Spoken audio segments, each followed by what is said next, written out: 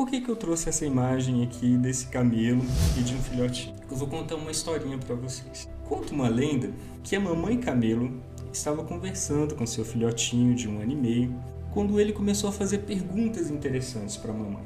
Ele dizia: mamãe, para que servem estes cascos com estes dedos interligados? A mãe, percebendo que o filhotinho estava na idade da autodescoberta, respondeu: filho, estes seus cascos são assim para que você não afunde na areia do deserto. A areia do deserto é muito fina e com estes cascos você não vai ter problemas. Aí o camelinho entendeu, mas sabe como é criança, né? Continua perguntando. E ele perguntou para a mãe: mas mãe, por que a gente tem essas sobrancelhas tão grossas? Por que elas são assim?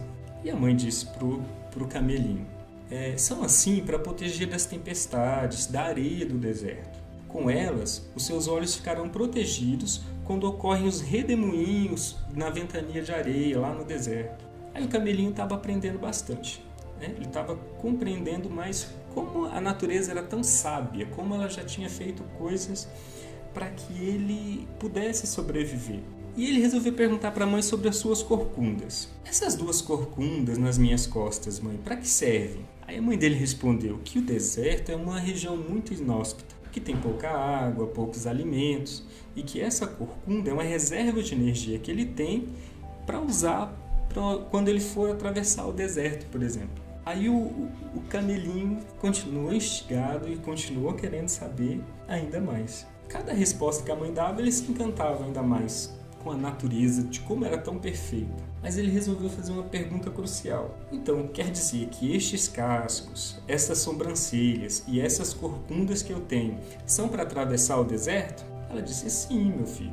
A sua natureza e as características são propícias para que você consiga viver no deserto. Aí o camelinho fechou o diálogo com uma pergunta bem peculiar.